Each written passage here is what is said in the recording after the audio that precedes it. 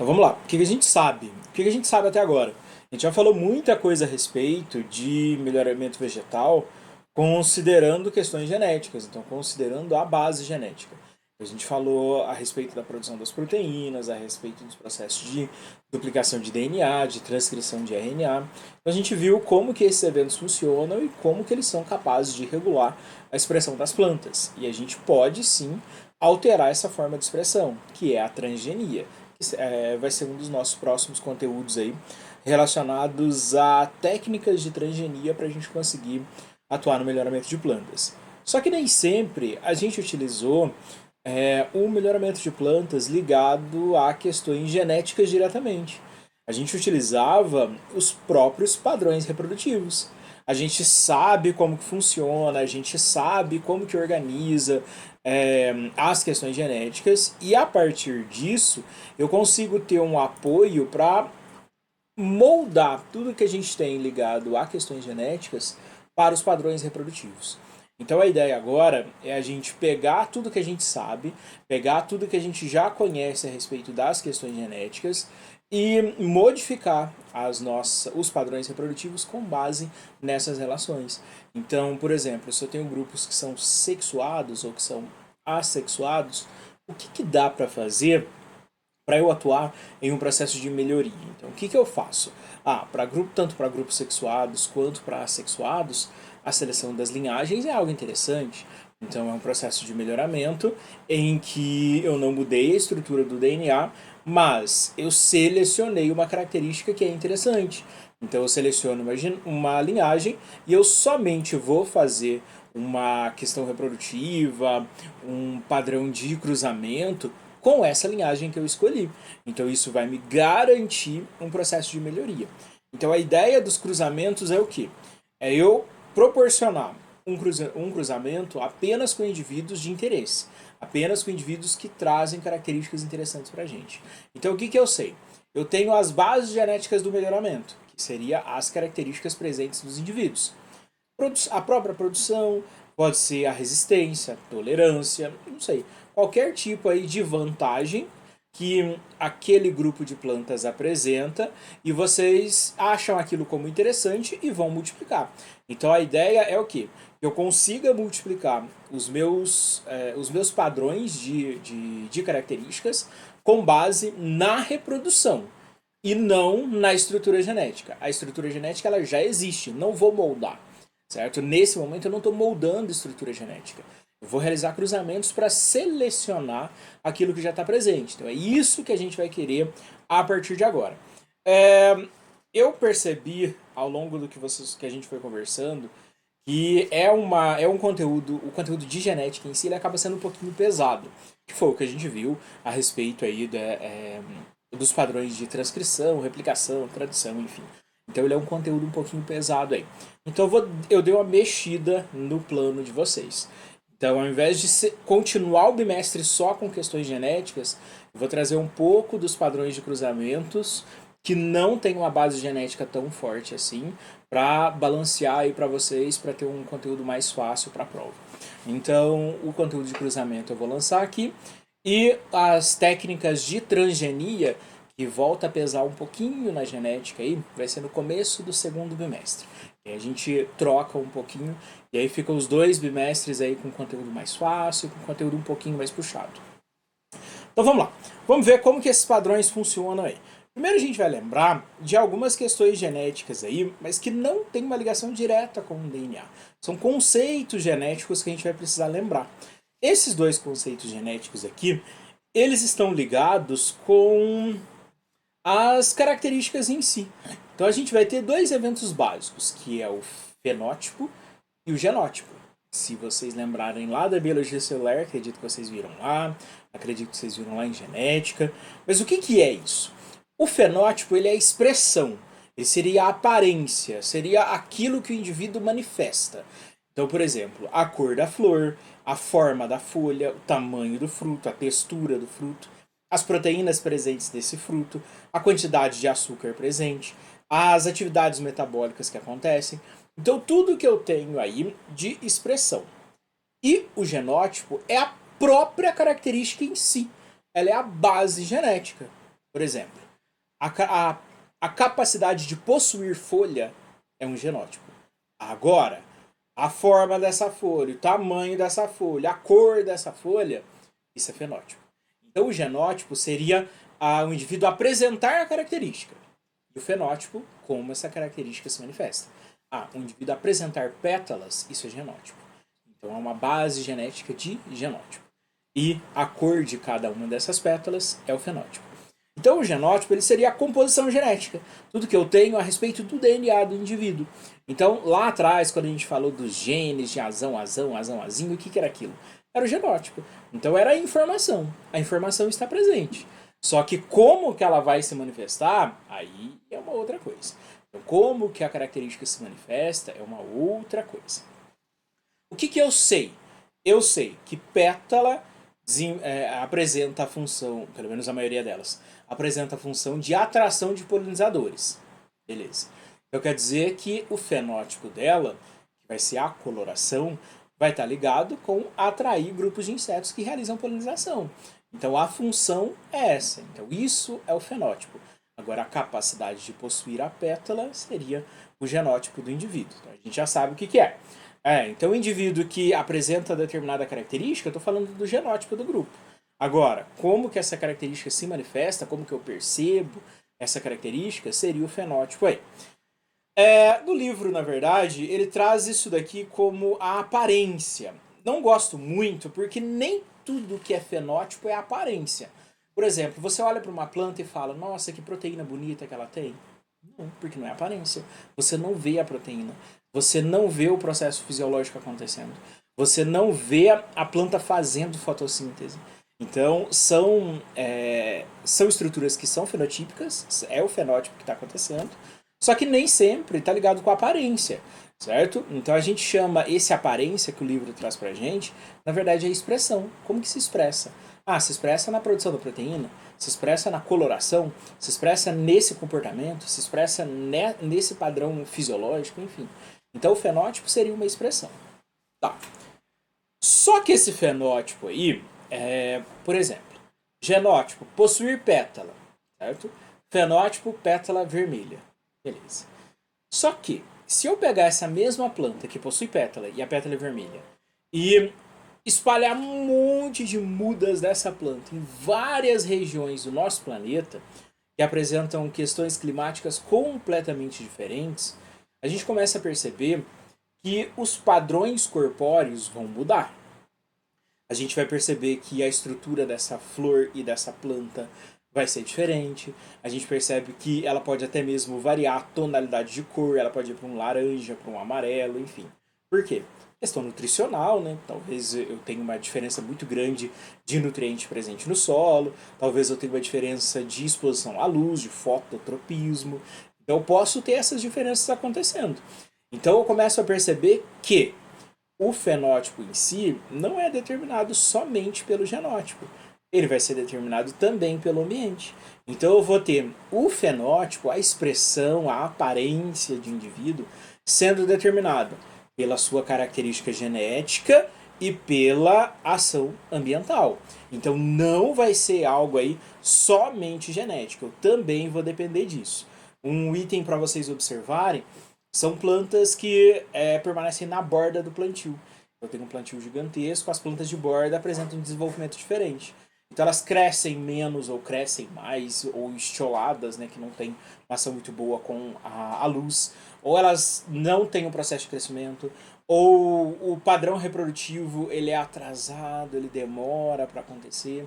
Então alguma coisa acontece com essas plantas que estão em uma mudança climática muito diferente do habitual.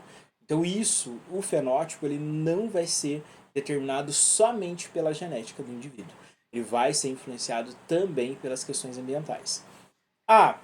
Lá no nordeste do país, a partir dos cruzamentos de linhagens aí, a gente teve a seleção de um grupo de plantas que é muito resistente à seca, que é muito tolerante à seca. Bom, né? Uma planta assim no nordeste ajuda bastante. Aí a gente pega essa planta e traz para cá. Aí essa planta chega aqui, tá, a gente tem momentos, principalmente no nosso cerrado, em que a gente tem eventos de seca acontecendo. Mas vamos considerar que a gente está numa região mais predominante de Mata Atlântica e eu não tenho eventos de seca tão drásticos assim. A gente percebe que essa planta tem um vigor muito maior, tem um desenvolvimento muito melhor, justamente por as condições ambientais que ela está inserida são muito melhores. Ela vai ter o mesmo fenótipo? Não. Ela vai ser similar, mas ela pode ter melhorias, ou também ela pode não ser tão boa em um ambiente que é muito bom.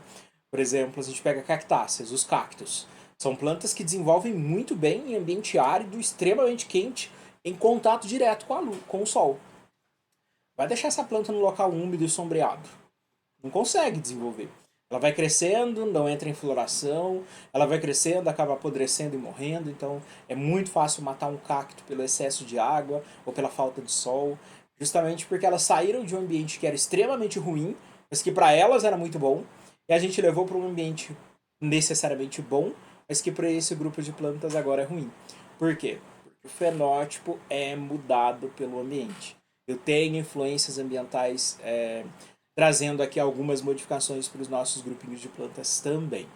Então é bom a gente entender que eu não tenho somente tudo aquilo de genética que a gente viu nas aulas anteriores, certo? Eu posso ter outras influências acontecendo aí com as populações e que não são diretamente ligadas aí com questões genéticas. Posso ter o próprio ambiente fazendo seu papel aí dos processos de orientação de como que esse fenótipo vai funcionar.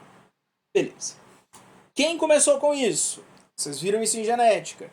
Então, a gente teve aí Mendel, certo? Trabalhando bastante aí com questões genéticas. Nesse momento ele conseguiu estabelecer algumas coisas pra gente que a gente não sabia, principalmente os padrões de segregação. O que é isso? Por que eu vou produzir 50 grãos de pólen? E por que necessariamente que cada um deles vai trazer uma característica diferente? Então, o que está acontecendo? Então, Mendel conseguiu estabelecer isso. O que acontece no processo de produção de gametas que traz as diferenças aí para os indivíduos. E isso é algo bem interessante para a gente. Só que Mendel, ele foi um dos primeiros melhoristas, na verdade, sem saber que estava sendo.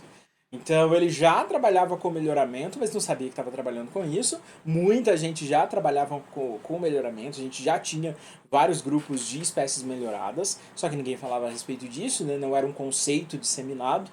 Então Mendel já tinha muitos trabalhos aí com melhoramento, justamente porque ele começou a perceber que nesse momento, Darwin já estava trabalhando tentando explicar a origem das espécies, a variação entre as populações, porque que essas plantas apresentam tantas características aí, que são tão diferentes entre elas, enfim.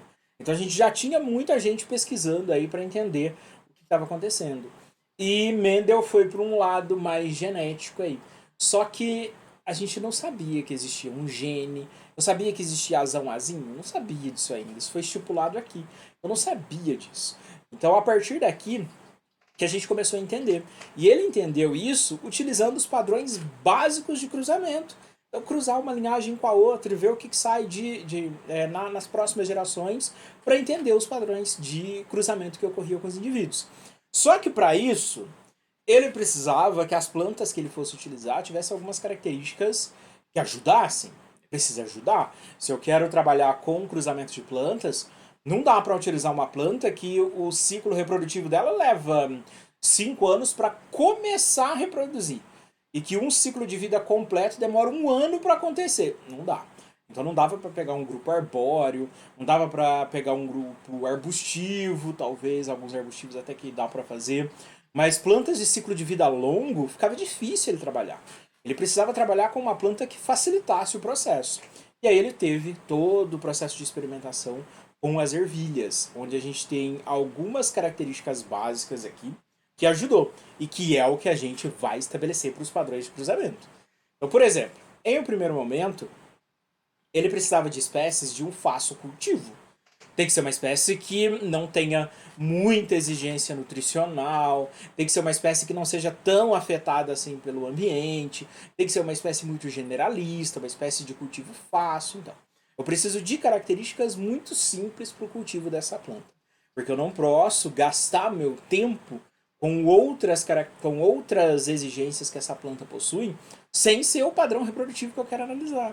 Então, sempre quando a gente começa um processo de melhoramento via cruzamento, é interessante a gente buscar por isso. Agora é óbvio, se eu quero fazer um melhoramento de pimentão, então não sei como que é o ciclo de vida dele ainda, não observei, não consegui, não tenho informações sobre a biologia da espécie ainda, mas vou utilizar essa planta. Beleza, então você vai necessariamente jogar os padrões de cruzamento nessa planta. Agora, se ela vai te favorecer ou não, você vai ver ao longo dos processos de geração. Tá. Ele precisava de um ciclo reprodutivo curto, né? Porque não dá para esperar muito tempo aí para conseguir concluir esses dados. Então, não dá para a gente aguardar tanto tempo aí para conseguir analisar esses dados e perceber o que está acontecendo com esses padrões do cruzamento. Então, tinha que ser um ciclo de vida curto aí. Se a espécie utilizasse autofecundação, melhor ainda. Porque se ela utiliza autofecundação, dificilmente gera um híbrido. O que é isso?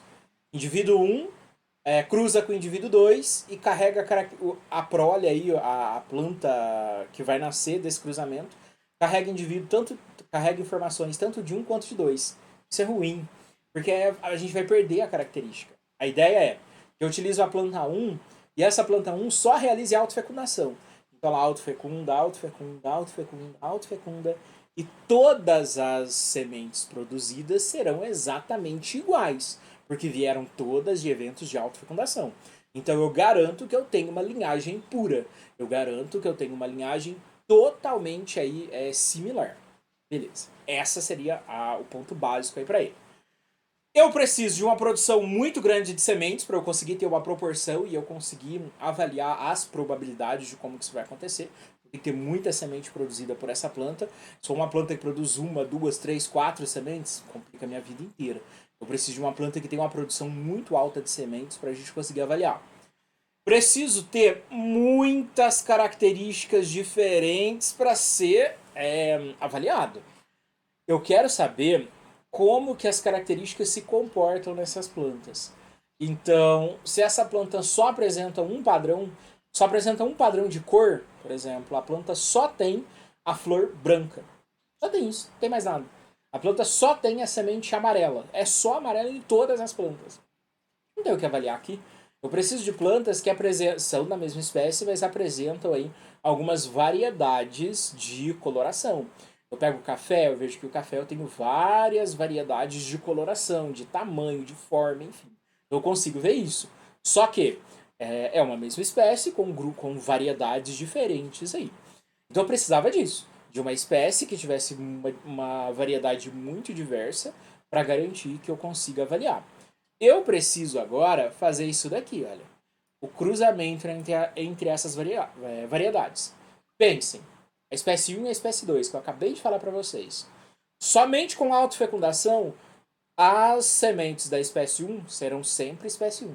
As sementes da espécie 2 serão sempre da espécie 2. E se eu pegar o cruzamento aqui agora e cruzar essas duas espécies? O que vai acontecer? Qual que vai ser o que vai ocorrer com esses indivíduos? Vamos pensar que é flor branca e flor amarela.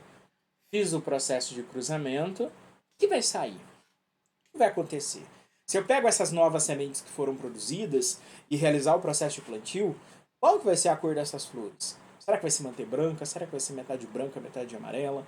Será que vai misturar e vai ficar um amarelo mais claro? O que vai acontecer? Então, essas eram as dúvidas. Ele precisava entender o que ia acontecer com isso. E a partir daqui, ele começou a perceber que algumas proporções ocorriam. Por exemplo, no primeiro cruzamento, ele quase surtou, na verdade, porque no primeiro cruzamento, utilizando esse nosso exemplo, vai ser tudo branco. E aí ele pensa, gente, tem alguma coisa muito errada aqui. Será que essa linhagem branca, ela apagou as flores amarelas e a flor amarela não aparece mais? Aí ele começou a perceber que seria interessante seguir com os processos de cruzamento. Vamos pegar agora, então, esses indivíduos da F1, dessa primeira geração que eu acabei de criar, que produziu só branco. Vamos fazer uma autofecundação entre eles e ver o que acontece. Quando ele fez isso, veio flor branca e veio flor amarela. Ué, o que aconteceu aí nesse meio tempo? Iniciou com branco e amarelo. Fez o cruzamento, nasceu tudo branco. Fez um cruzamento entre os indivíduos brancos, voltou branco e amarelo. Tem alguma coisa errada. tem alguma coisa acontecendo aí. Aqui ele foi criando vários cruzamentos assim de 2 a 2 de duas características, até ele obter as proporções exatas, que é as proporções que a gente conhece hoje. Então, a partir daqui, a gente conseguiu perceber que é possível sim eu conseguir estipular os padrões genéticos com base nos cruzamentos. Então eu não preciso saber se o meu indivíduo é azão, se o meu indivíduo tem quantos pares de bases. Não preciso saber disso se eu domino o cruzamento. Se a gente conseguir dominar os cruzamentos, a gente consegue realizar o processo de melhoramento de plantas. Qual que é o problema da biologia? Que a gente explica o DNA primeiro para vocês, para depois explicar o melhoramento de plantas, o melhoramento animal ou o melhoramento vegetal.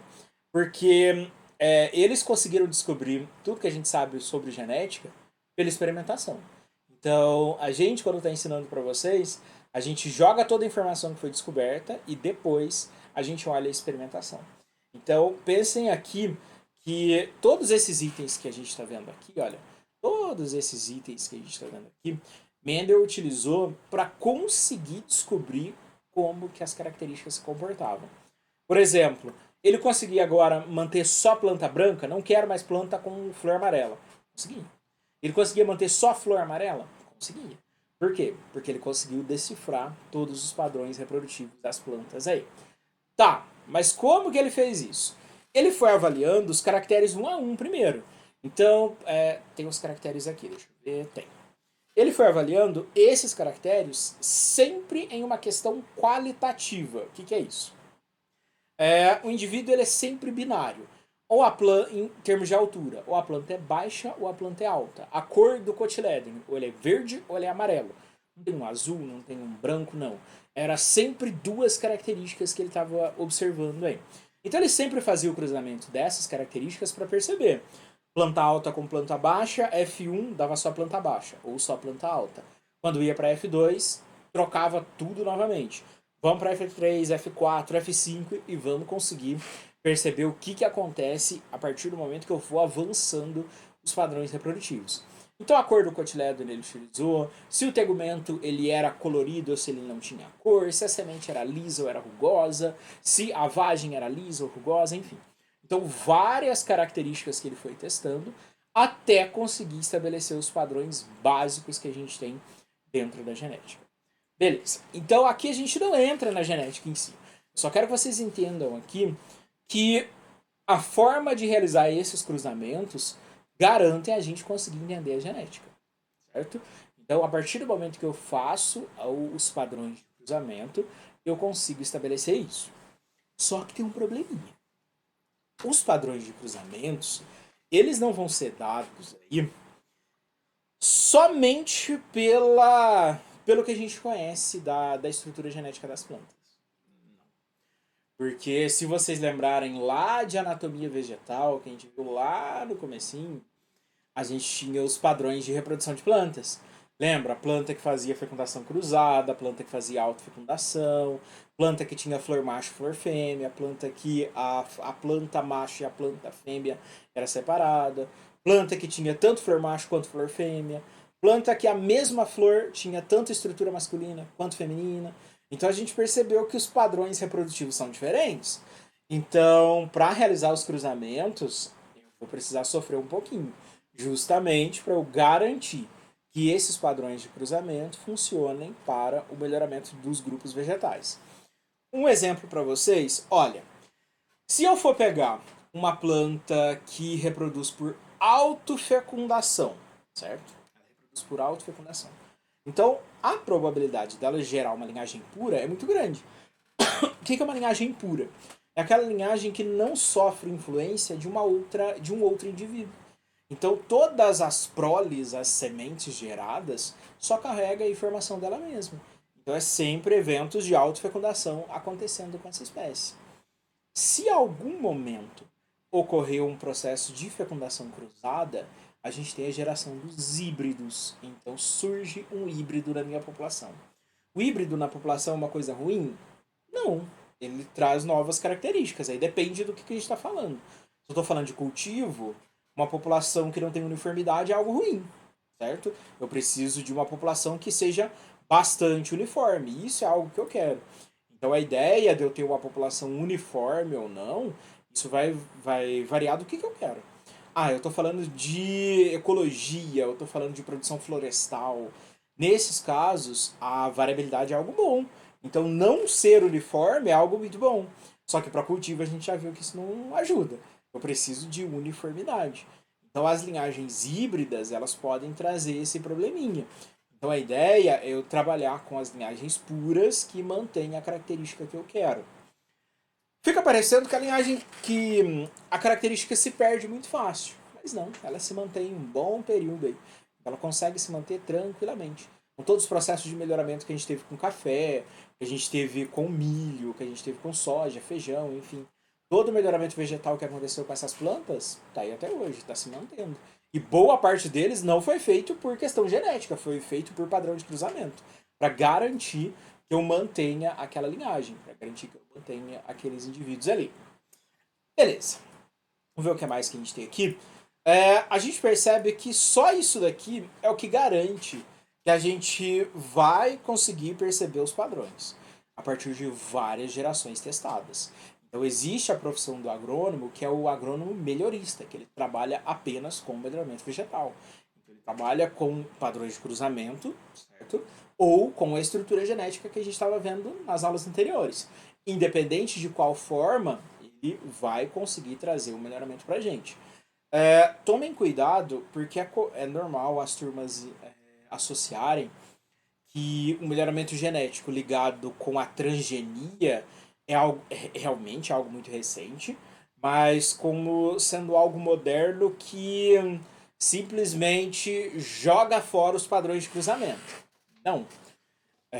Os padrões de cruzamento ainda são utilizados, é uma técnica muito eficiente ainda, e a transgenia não descarta, certo? A transgenia ela consegue alterar a expressão de uma forma genética, mas pelos padrões de cruzamento eu consigo manter isso.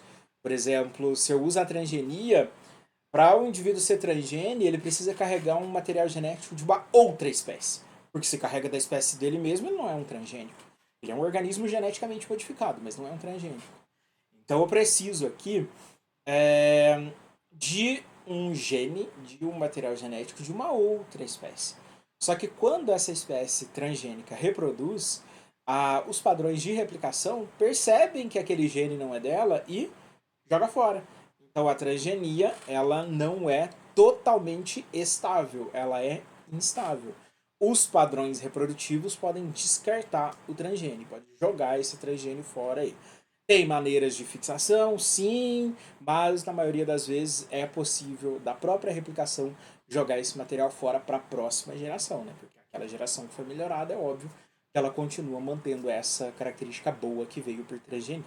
Mas reproduziu, a chance dessa informação ser jogada fora é muito grande. Agora, com os padrões de cruzamento, não. Com os padrões de cruzamento, eu necessariamente consigo fixar uma característica boa pelos cruzamentos que eu vou realizar. Então, eu tenho uma linhagem pura que mantém aquela característica, que mantém aquela informação. Isso é algo interessante pra gente. Beleza.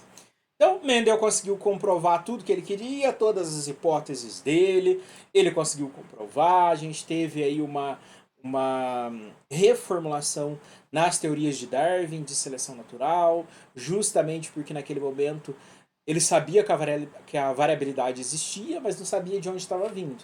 Mendel mostrou de onde estava vindo. Ele mostrou que estava ocorrendo durante os processos reprodutivos. Eles sabiam de meiose? Mais ou menos. Não tinha uma ideia muito boa de meiose ainda não.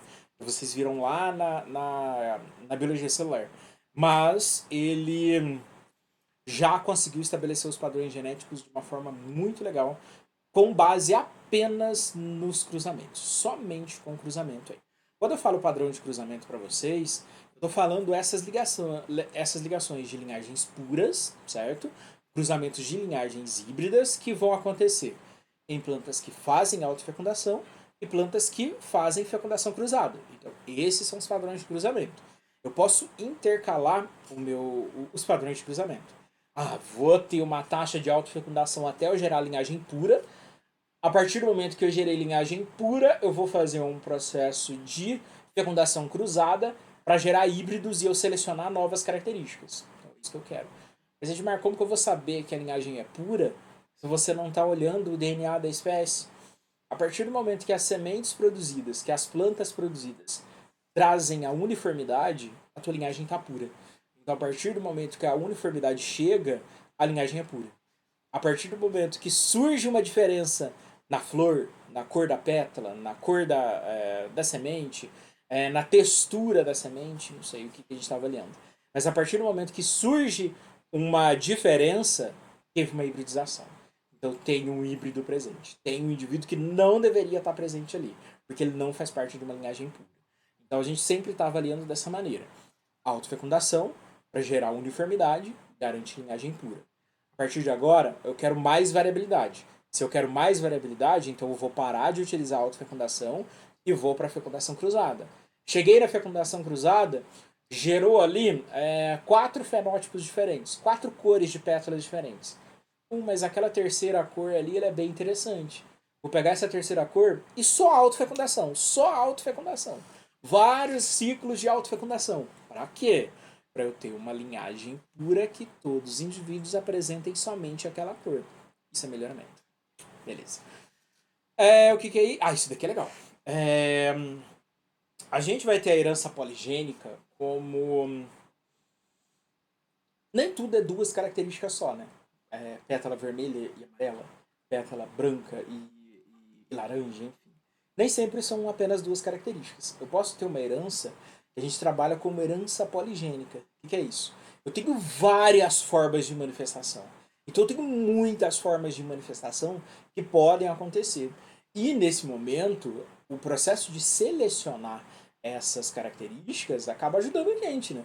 Eu tenho muita característica presente, eu posso selecionar aquilo que é mais interessante para mim, aquilo que eu quero manter. Em termos de cor para pétala, nem sempre dá pra gente ter uma percepção tão boa, uma seleção tão boa. Porque quem percebe a cor é o inseto polinizador, não é a gente. Então a gente não sabe qual é a preferência exata desse inseto. A gente tem os padrões de polinização, mas a gente não sabe se aquele inseto ele é mais atraído pela flor vermelha, pela flor laranja, pela flor avermelhada, pela flor amarelada, não sabe. Então é interessante aí a gente começar a avaliar também essas características. Então a herança, na verdade, ela vai ter dentro de uma população uma quantidade muito grande de parâmetros para a gente poder avaliar. Então, nesse momento aqui, para Mendel, ele estava avaliando coisas mínimas. A cor da semente é amarelo ou é verde, ponto. Então não tem muita coisa para fazer. Só que hoje a gente já percebe que dá para fazer os padrões de cruzamento mesmo com herança poligênica, mesmo com várias características presentes. A cor dessa semente ela vai em todas as escalas de cor. Então ela começa ali no amarelo, passa pelo laranja, pelo vermelho, pelo verde, pelo azul, não sei. Passa por todas as colorações aí. Eu tenho uma variação muito grande, eu tenho uma variabilidade muito grande aí da coloração. Então dá para fazer com elas também. Obviamente fica um pouquinho mais complicado, porque eu tenho muito material genético envolvido, mas continua sendo um padrão reprodutivo. Continua sendo uma forma reprodutiva desse meu indivíduo.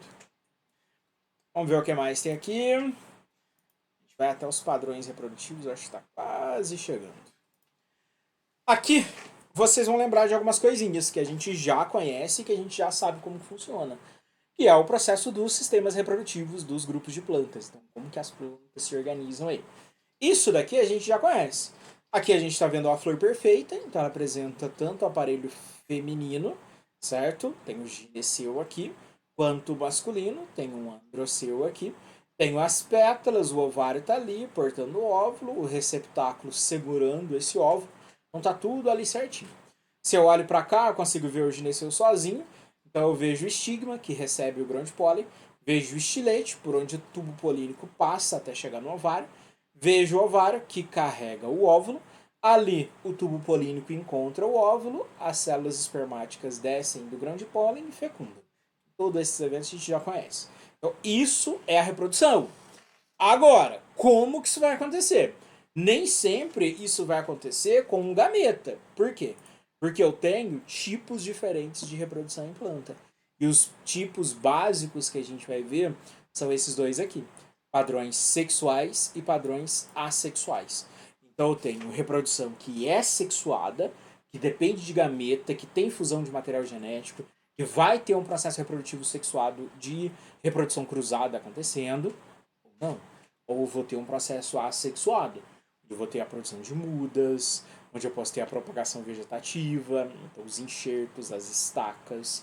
Então não são padrões que geram variabilidade, certo? São eventos aí em que eu posso ter órgãos vegetais específicos que atuam no processo de reprodução.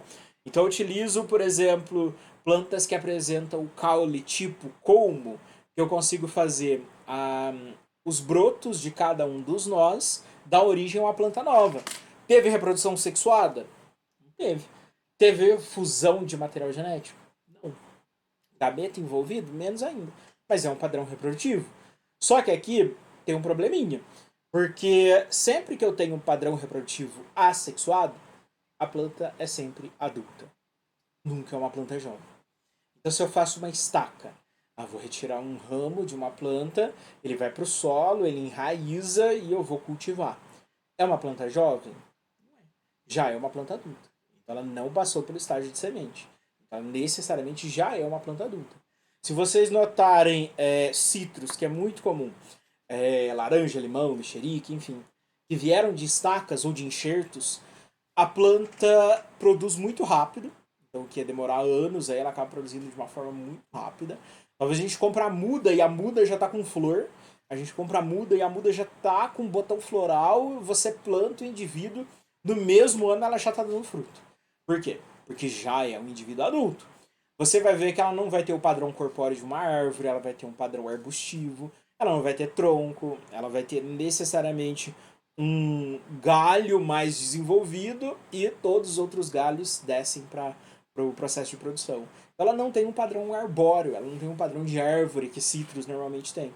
A gente percebe o quê? Não é um indivíduo jovem. Não é um indivíduo que veio por reprodução sexuada. Ele é um indivíduo assexual.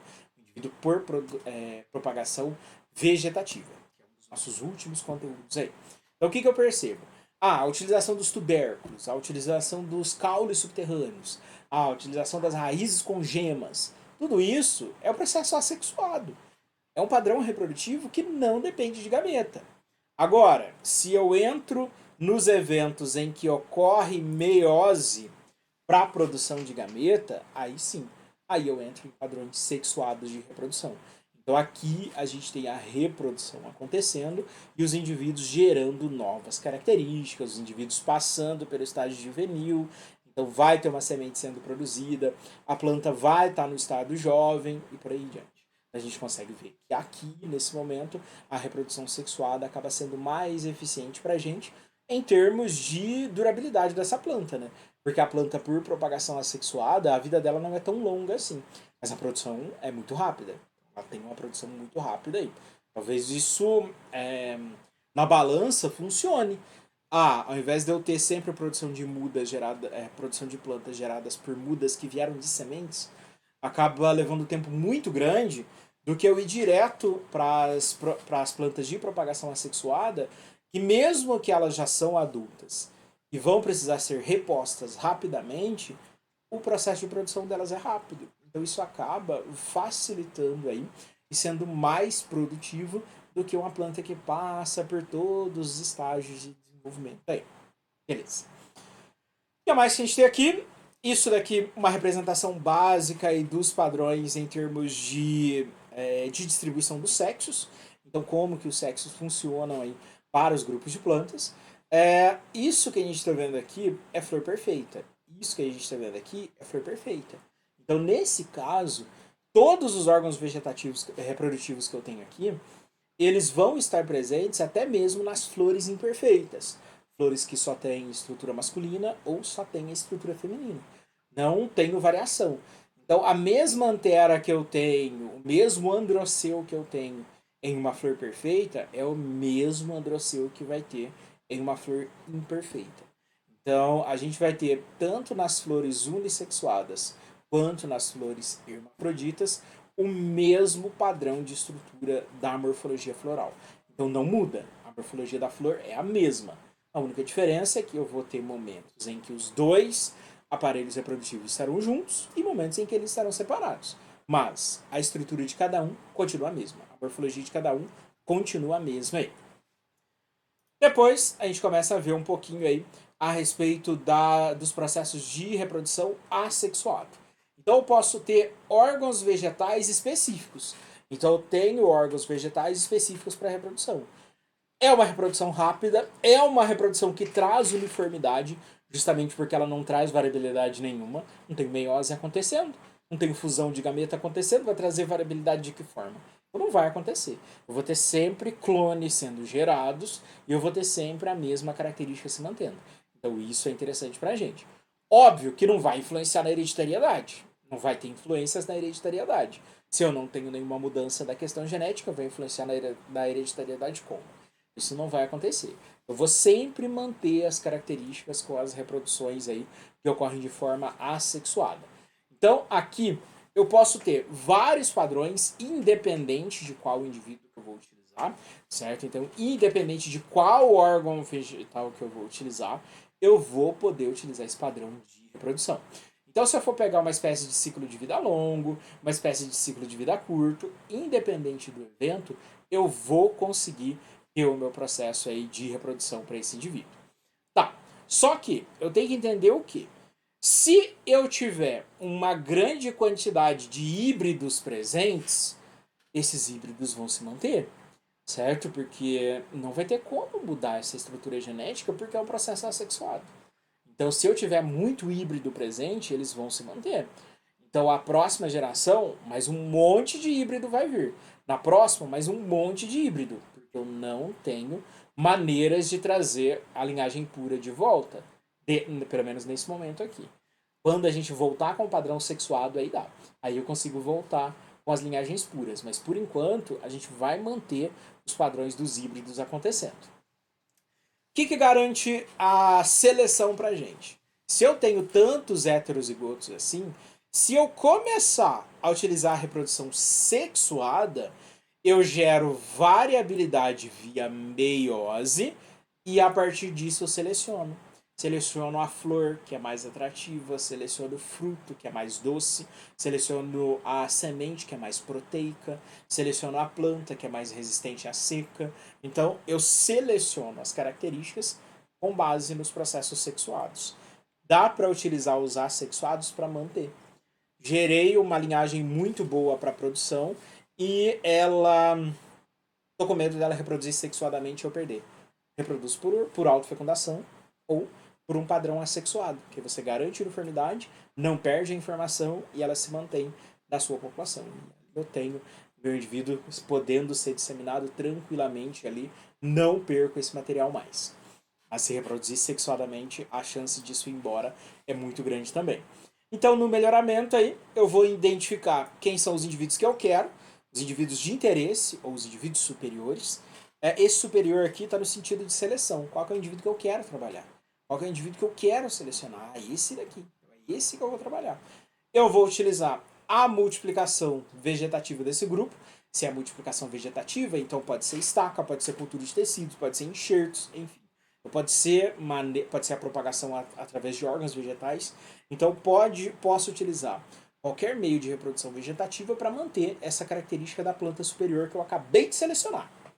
E eu vou fazer alguns ensaios para eu conseguir perceber o que está acontecendo.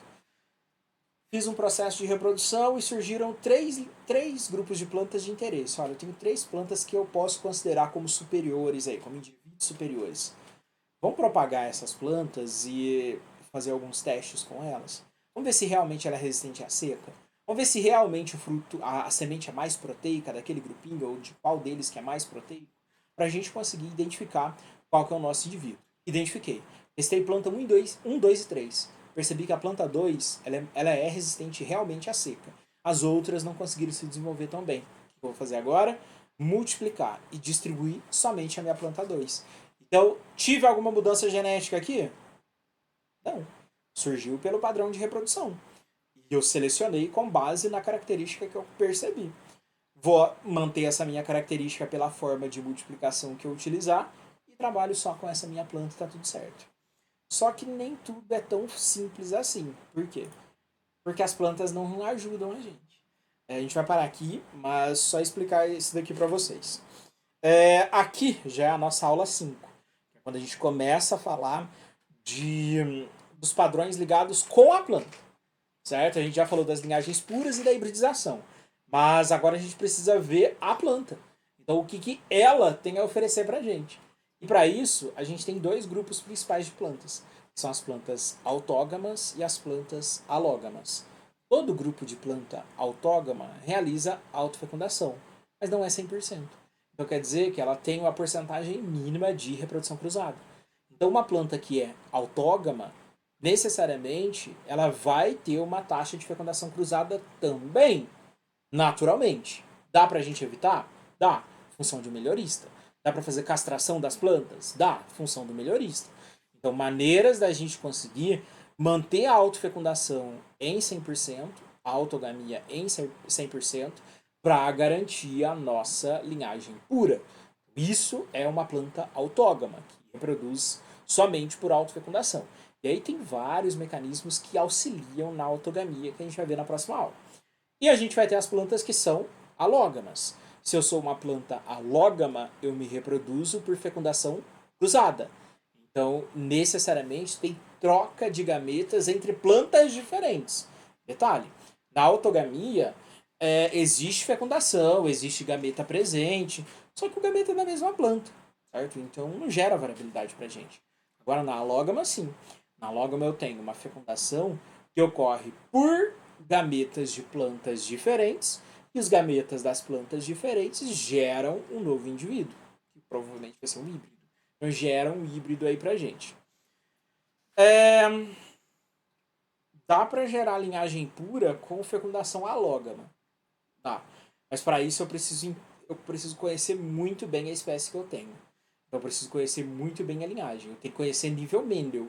Eu preciso conhecer a linhagem de uma forma tão boa que, por exemplo, eu falo, vou fazer o cruzamento da planta 1 com a planta 7. Eu já sei exatamente quais são as características que vão surgir a partir desse cruzamento. Então, se eu conheço as minhas espécies a esse nível, eu consigo trazer linhagens puras a partir de cruzamentos alógamos. Mas isso a gente vai ver na nossa próxima aula como que a gente funciona aí. Vamos parar aqui. Deixa eu só encerrar